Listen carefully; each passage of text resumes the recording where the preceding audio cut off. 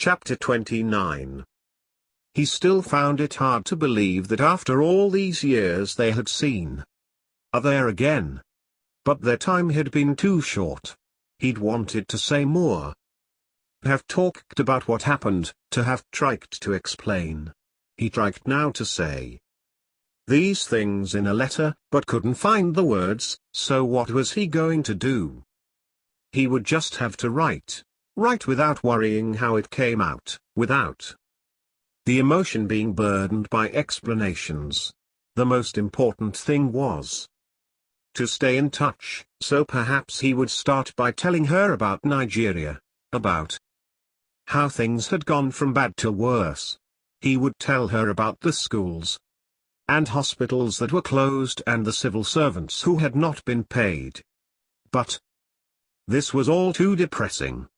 He would perhaps try to make light of the situation instead and joke about the fact that the two most lucrative businesses were theft and security, only this wasn't much of a joke. So what would he write? He told himself, just write. Since our meeting, I had given further thought to our discussion on the role of the artist, finding myself going back to some of the readings we debated at Oxford, in particular James Baldwin and Ezekiel Mphalel. Do you remember those long nights when we used to talk about their ideas? I have found it so interesting to reread their works and discover things I had missed on a first read. I was particularly struck this time by Baldwin's musing on what constitutes a healthy society. What is the role of the maverick or dissenter in a cohesive society? A question I ask myself.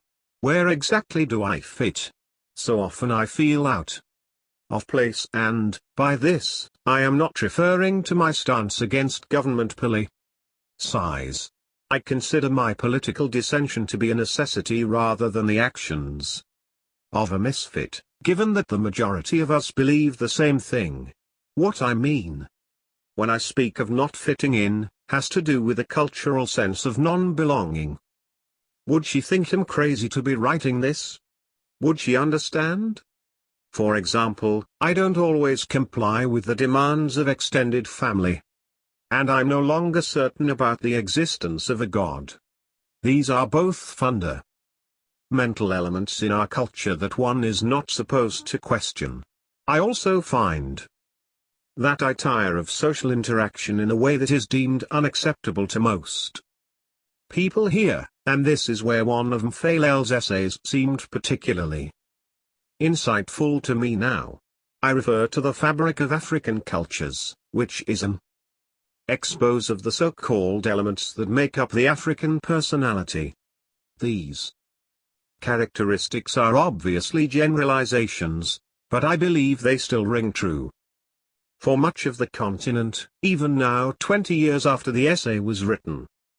Mphalel speaks of the importance we attach to extended family, communal responsibility and reverence for ancestral spirits, all of which I fail miserably on, but it is his last observation that particularly struck me this time round. Mphalel speaks of the cultural tendency to gravitate toward other people rather than toward things and places. This is something I was only subliminally aware of until I read the essay. In a way, things, such as books filled with ideas, and places, memories of places and destinations yet to be visited, are what captivate me more than people. 1am not saying that people are unimportant, especially friends like you, but I notice that I do not automatically seek company in the same way as those around me when they have something on their mind. What then is my African personality? Goodness, Tay muttered. I'm not sure if I'm making much sense, and to be honest I'm not sure I know what I want to say. Perhaps I simply wish to express how much I enjoyed conversation and to share with you how it has set me thinking. If only daily life in Nigeria left more time for tranquil reflection. What he did not say and what he was only just realizing was that he had Missed having someone to talk to. Sometimes he would talk with his colleagues and some of his students, but it had been years since he shared ideas about life so openly and honestly with anyone. London, July, 1995. Dear Theo, it was lovely to hear from you, but I'm alarmed to hear of your detention. You do not mention it in your letter, but I have heard from others. Is it true? Promise me, Theo, that you will be careful for your sake and families there. Fact that you are known abroad may offer you some protection from military interference, but not much, Theo. Look at what is happening to Kensero. What? You must be careful. I am so concerned by what I hear from Nigeria these days, and angry that our government won't do more to condemn the corruption and human rights violations. Please, Theo, promise me you'll be careful. You asked about work and, yes, I'm still with the Guardian, but finding the job increasingly frustrating. When will serious attention ever be given to Africa? There was so much optimism when the Cold War ended, and I had such hopes that African nations might finally be treated with respect, but this hasn't happened and it continues to be a struggle here publishing articles on Africa. I am forced to play silly games, writing at weekends or at times when certain difficult editors are away, to ensure publication. I'm so nostalgic for the days in Dakar and restless here in England. Perhaps I am also a misfit. I live here, yet don't feel particularly English. What then is my personality, African, European, or Afropean? Is this restlessness the price we pay for having lived in other countries and tasted other cultures? And yet, there are many people who have lived and traveled in various places who still seem most at home in their country of birth. I don't know what it is, Theo.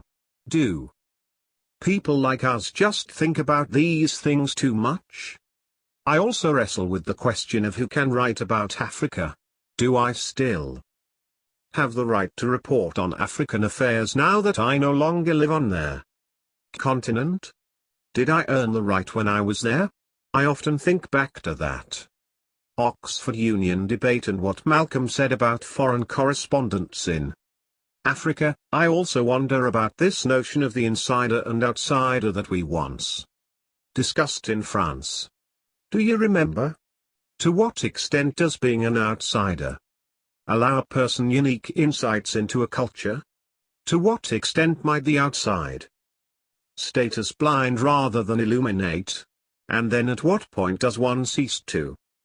One would like to hear more about your views on faith and the church. 1. It's ironic that we seem to have moved in opposite directions on this topic. I now attend church regularly. It gives me a sense of belonging and a feeling of peace. You say that Nigerian society expects one to believe, whereas British social almost presumes the opposite. Could it be that our societies have driven us to our respective points of belief and unbelief? My son recently joined the Muslim faith, which has grown increasingly popular here among young black men. They say that Islam brings a sense of purpose and discipline, but I have yet to see it in Suleiman.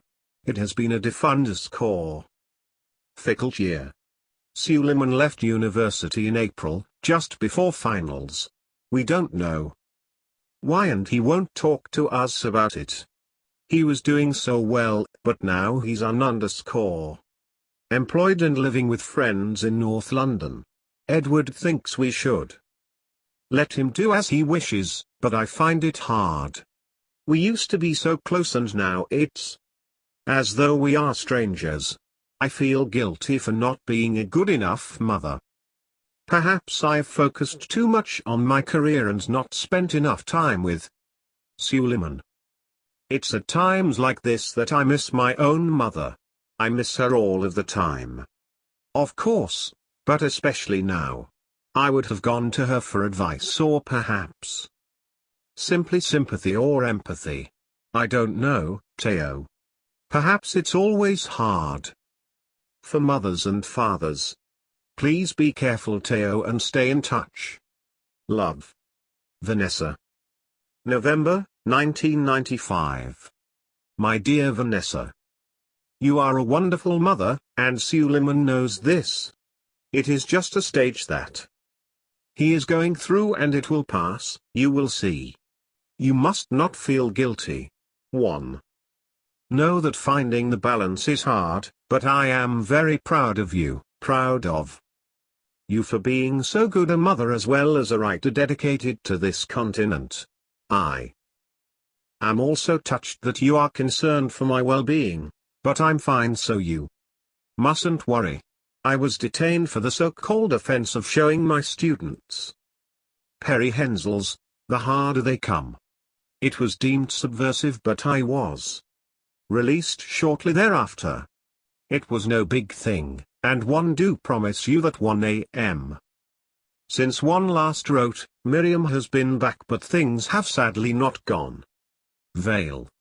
We both tried in our own way to see each other's point of view, but it wasn't enough. Last month I decided that I must move to England for the sake of the family, but by then it was too late. Miriam is asking for a divorce. The very word divorce makes me feel so ashamed. How could I have failed my infant daughter like this? I fan Yon should feel guilty about. On before family, it is me. I am like one of your foster characters who never. He wanted to tell her more, to tell her about her woo and how she had been there. Last straw for Miriam. He wanted to tell Vanessa, as he would any close friend, how he had struggled with the affair, not wanting to start it from the very begin. Fling. But what was he thinking? He couldn't possibly share this with Vanessa. One only wish I had faith, Vanessa, I really do.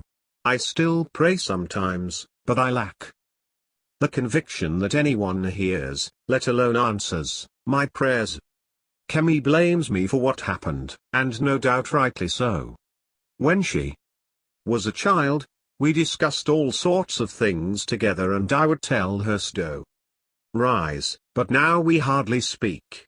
Things have certainly been difficult for her even without the added strain of what has happened between Miriam and me. She did her degree in African Studies and Art History, which I'm afraid has made it hard for her to find a good job. For the time being, she is working as a second secretary in London. She says she wants to return to Africa to teach English as a second language, but this is not the time to do such things. Nowhere, with the exception perhaps of Zimbabwe and Botswana, and neither of these countries need ESL, are conditions in this continent stable enough. She has also mentioned going to America, but I am afraid I'm not keen on that either. America is so far from Nigeria. She speaks of doing something in the arts, setting up an African art gallery or some such thing. Do you think there are prospects for this in the UK? She complains of racism in England. But surely America is worse. I tried to bring Emmy up to be her own person, to be an independent young woman. I didn't want to raise her the way I was raised, but maybe in the process I failed to give her enough direction. I'm sorry, Vanessa. I don't mean to complain.